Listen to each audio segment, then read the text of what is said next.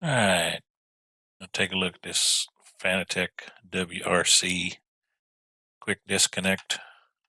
Some people have issues with it. You're driving, starts working its way back off of the shaft, off the drive shaft, and it ends up losing feedback, losing connection. None of your buttons work. The only way you can fix it is to push it back in and then reset it. On the DD1, you can push a button, turn it 90 degrees. I don't know if it's the same on the ClubSport or any of the other gear, but yeah, that's not conducive to being a safe driver for sure.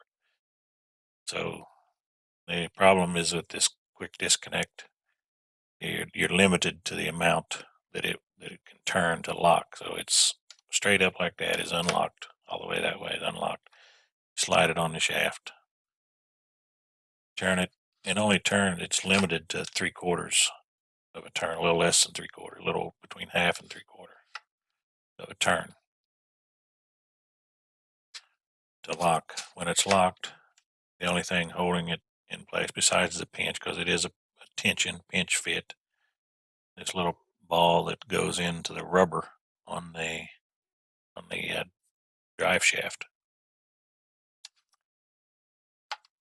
So what we're going to end up doing is taking that little ball out and drilling through here. Or if you don't want to, there's another option that I'll show you a little later. You want to save this piece. But first thing we need to do is get it off. In order to get this off, we have to take it off of the wheel. So we'll do that right now. We'll start with a 4mm Allen wrench.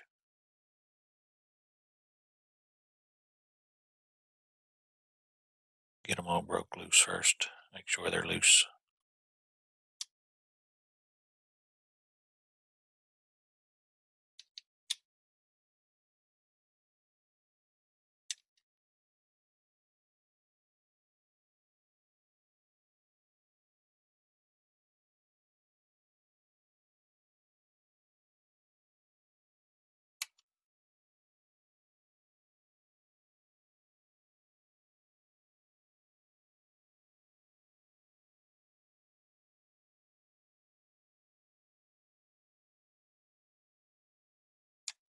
And we'll take them off.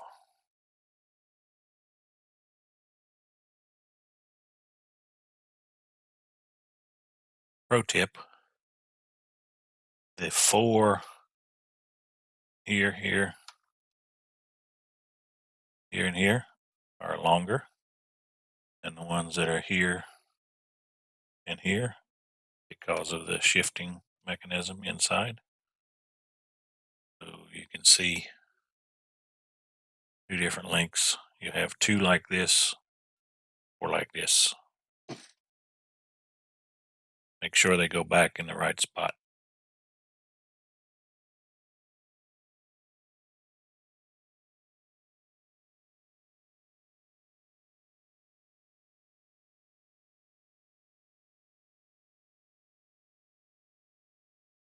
Okay, now that that's loose, take it off. Now we safely set our wheel aside. We don't want to bend any of these pins.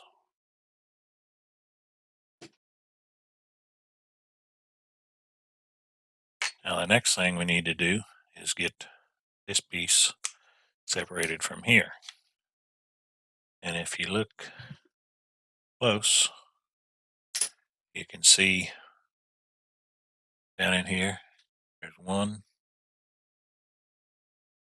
2, 3 screws. Hold this ring. That's a separate ring. I don't know if you can see it in the video. It's split somewhere. Yeah, right here. got a split right there. That'll come off. We get these screws out, that'll come off. To get those screws out, you're going to need a 5/64 Euler screwdriver, precision screwdriver. Preferably an angled one. If you have an angled one, you can get in underneath here pretty easy.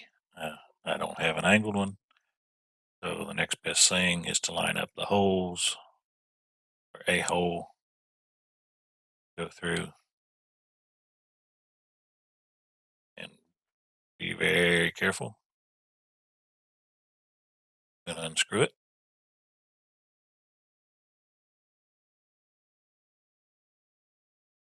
Little tiny screws,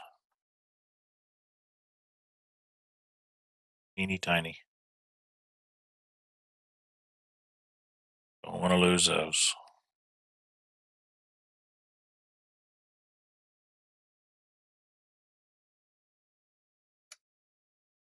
All right, after we get the screws out, our next step is to get this ring off. Do that, you take a flat tip or something small that you can pry with. Get it in that slot. Start working it up. It'll be a little stiff once you get it the first time. Once you get it started. Get it up just like a circlip. You can take your screwdriver and ride it around the edge all the way around. Get it off there. Okay. Now that where that split is, there's a slot in the plastic cap right there. If you want to go back together with this, you won't need this for what we're going to do and the screws. But keep them for safekeeping. Put them up someplace safe. You might want to go back with it someday.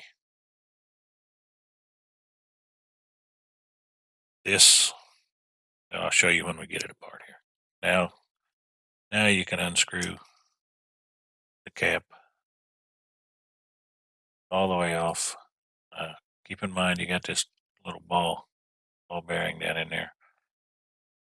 It'll come out. If you hold it upside down, it may fall out. So put it at the top as you unscrew it. Unscrew this thing all the way off.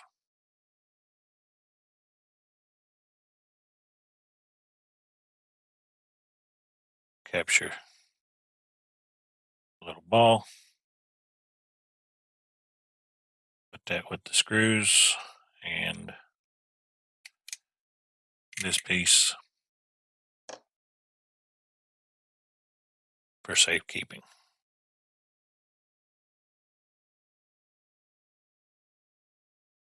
Okay, we're getting there now. Now you can see how this thing actually functions. The rubber on the shaft comes up into this recess here. This part actually grips onto the shaft, onto the metal shaft. And this is tapered down in there. You can tell that it's tapered, but it is tapered ever so slightly. And this is tapered, so as it tightens up, it crimps for ears together to hold it in place. It's functional, but barely. So what we want to do now is, because this hole where that bearing was, it lines up with the mount hole in drive shaft. So at this point, you can take this, mount it back up on your wheel, and put your bolt in there, and clamp this some way. I've seen a hose clamp used, and I'll show you that. It's functional. It's not pretty. Don't want to take a picture of it and send it to your Instagram account or anything, because it'll definitely get roasted. But yeah, that it works. We're going to make it a little bit cleaner by drilling a hole in this piece to line up with this. And we'll do that in just a second.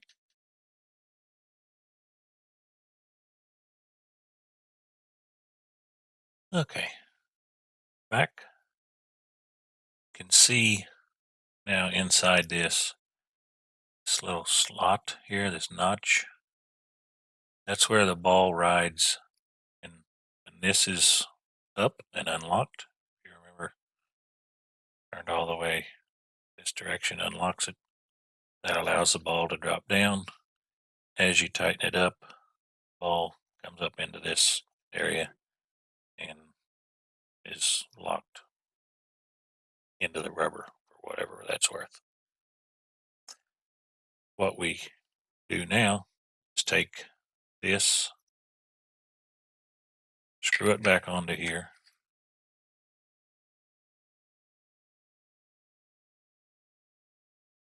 It's the pin up. That's the top. I can show you on the wheel.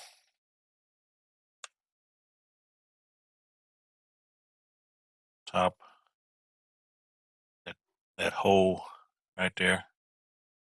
That's the hole that this pin goes in, and that's what keeps these plastic quick disconnects in the low torque setting. There's a micro switch down in there.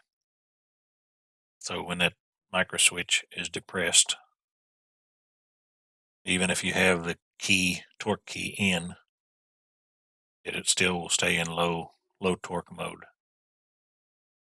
There's also something in the software of this wheel, and I'll show you on the website here, that this wheel is restricted even with the metal QD, metal quick disconnect. It's still restricted to low torque mode. I'm guessing because of the plastic housing here.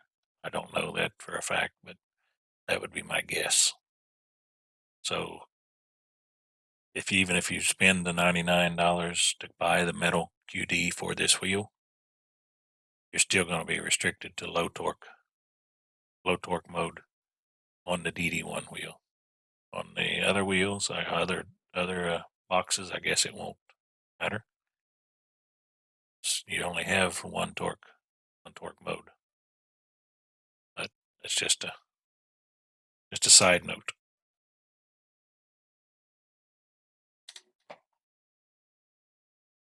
All right, so let's take a quick look at the Fanatec website. See if I can find the information that I talked about, the low torque only on the WRC wheel.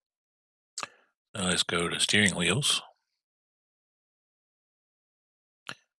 And we come down through here.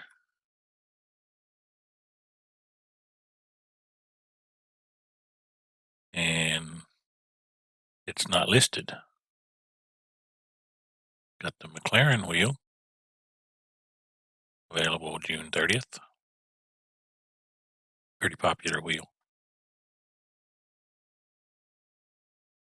Up here to downloads. Select product.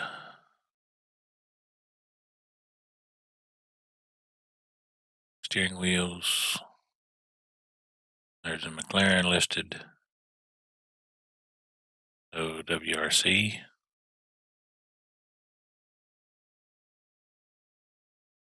Discontinued.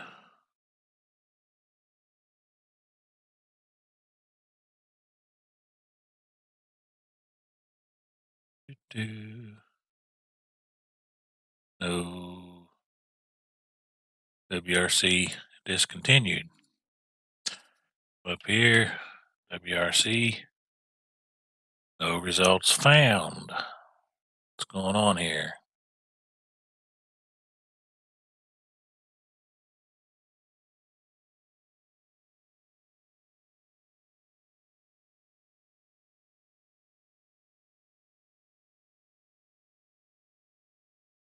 Come back to the front page. And I noticed as this cycles through here, there's the McLaren. There's the WRC. Let's learn more about it. No product matching your search. So it's not just discontinued, it's gone.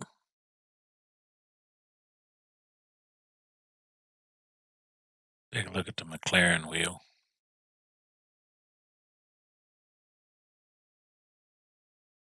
It shows up.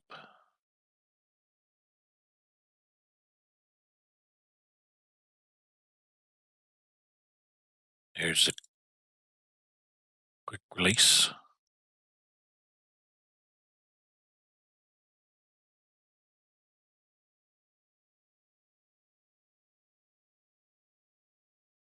Compatible. It shows that it's compatible with, which yes it is. But the WRC wheel said that it does not unlock high torque mode on that particular wheel. We go back to the McLaren here. See, high torque mode is not available with Simplified Quick Release Adapter. Using ClubSport Quick Release Adapter is recommended.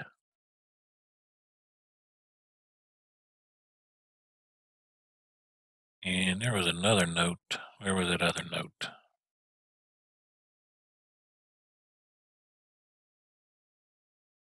Here we go. Starting from the CSL Elite Steering Wheel McLaren GT3, most of our upcoming steering wheels will include the exchangeable quick release system. So does that mean they're getting rid of the simplified system? I hope so. So what we need to do next is to put this on the shaft with this up. That's where the slot normally starts. Dot lined up with the spline in there.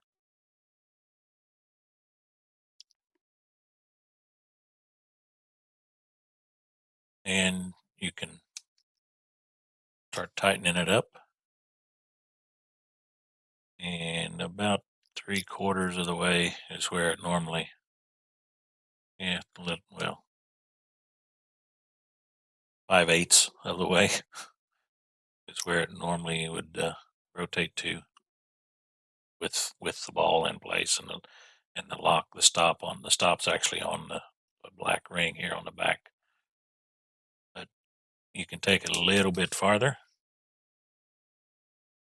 And I found that if we go, it's one complete rotation past,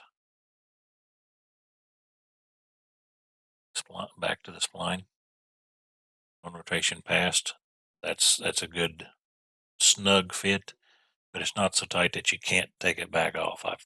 When I did it the first time, I took it a little bit farther. It'll go a little bit farther, but you'll have a devil of a time getting it back loose. I ended up having to take a rag, wrap it up, and take a pair of channel locks and take it back off. So we're here, one turn past. Here's where we normally start.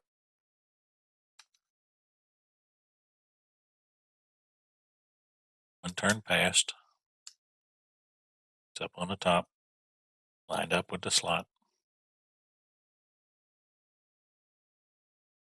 And you see, now you have about a 1/16 or maybe 3/32. I don't have a dial caliper here to measure it precisely. Just kind of eyeball it. Thickness of your screwdriver there. To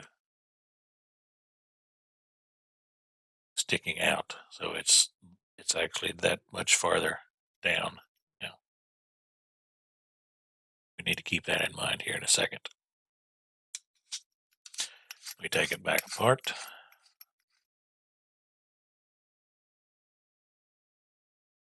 Now the hard part.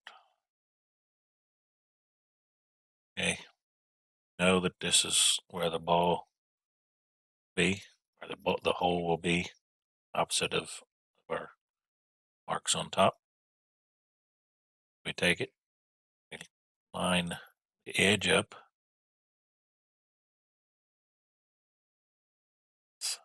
center of the hole.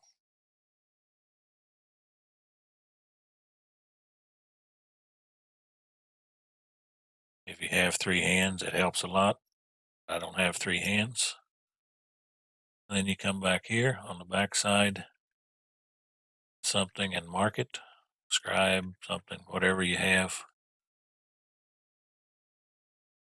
Get a mark on it best you can. I don't know if you can see my mark. It's right there. You can kind of see it a little bit. Okay, so that's from the center to the edge. And now we need to make up that difference, because it's going to be that much farther down, right? So if it's flush, right here's my mark. So if it's flush, it's going to be that much farther down. Now we need to move our hole up that distance. And you really don't have to be that precise with this part. Now we can take it out to the garage and Dremel a hole, or drill a hole same size as our hole here. Actually a little bit bigger. Give it a little bit of wiggle room. And I'll be back. All right, I'm back. You can see I've got my hole drilled. A little bit bigger than the hole in the inside piece, but that's okay. All this is going to do is keep this from rotating. This is what will keep it from pulling out, along with the pinch, the extra pinch that you get from over tightening the ring. So now we screw this back on.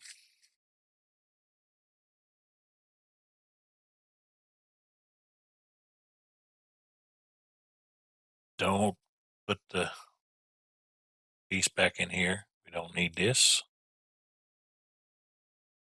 Put it back together, back on the wheel.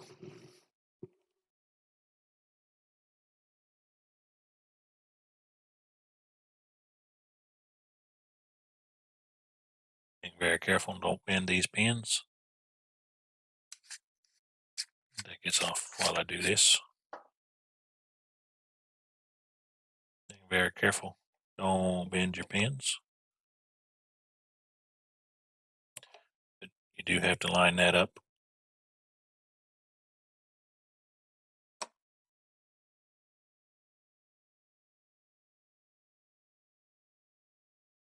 Short screws on each side.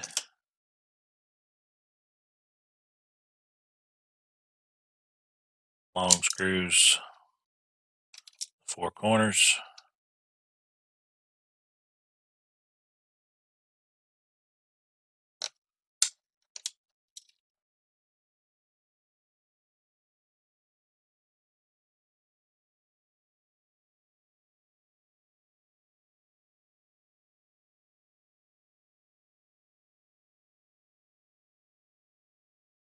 run them all down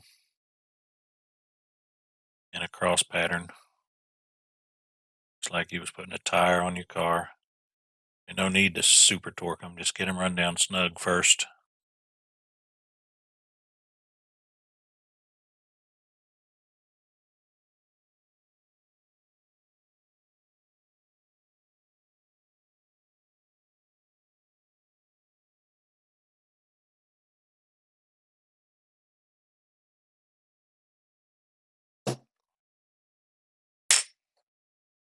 Put the cap back on.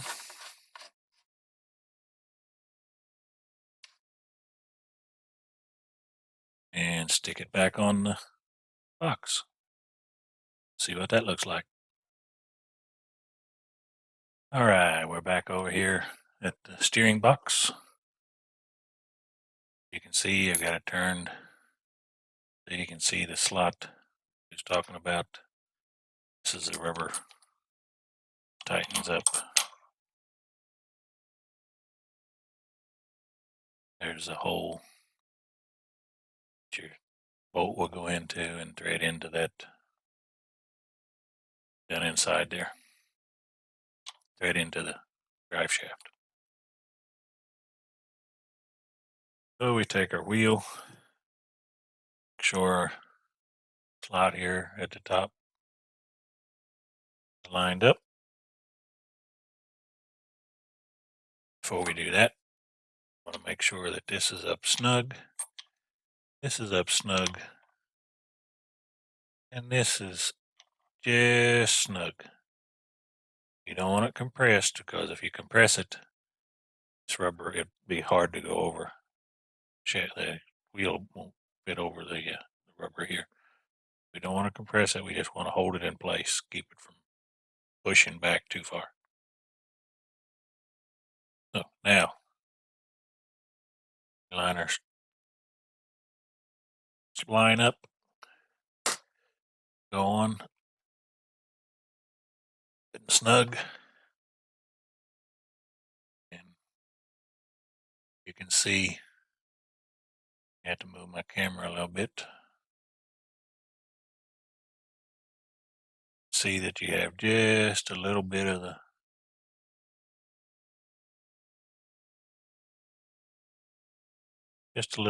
black rubber in there. Still just snug. Okay, now we take this,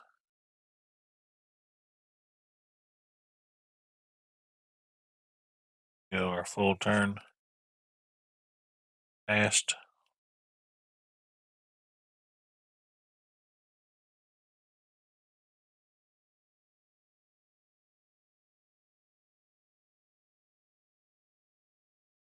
Our wheel till our hole lines up.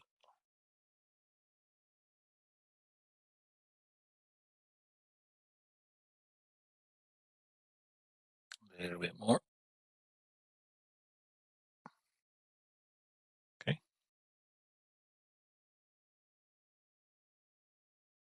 Lined up. We take our bolt. And another reason for making this a little bit oversized is this step on the bolt here. Fits in there nicely.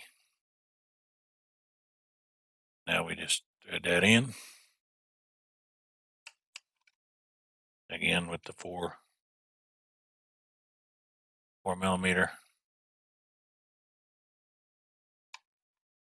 Allen wrench.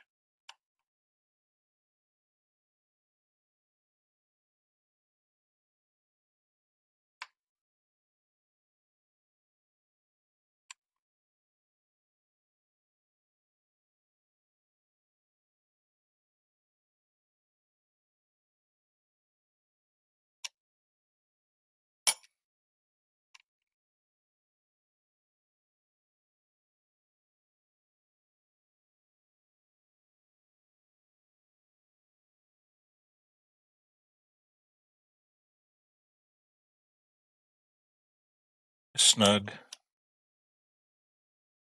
Doesn't need to be over tight, just snug in there. Now, give it a couple degrees of rotation on the jam nut there. Help compress that rubber into that outer groove like we talked about. And there you are. Here's the alternate method that I mentioned earlier. Not very pretty, huh? All right, one last thought here. You have more than one wheel. See, I have the McLaren GT3 wheel. It also came with the plastic quick disconnect. They were out of the metal QDs. I plan on getting one as soon as I can. I can use the high torque settings with my DD1. But you don't need to go through the whole process of drilling. You do need to be able to take this off. So you have to take through the first part here. Take this off to get your cap off. Once your cap is off, now you can use this cap. Swap them back and forth because this hole doesn't change. Just the hole that you drilled in here is the only change that you actually have to make. So if you don't need the QD or high torque or don't want to spend the extra money, need to be able to do it on the cheap. I don't know anybody that does Fanatec on the cheap, but maybe. And that's an option as well.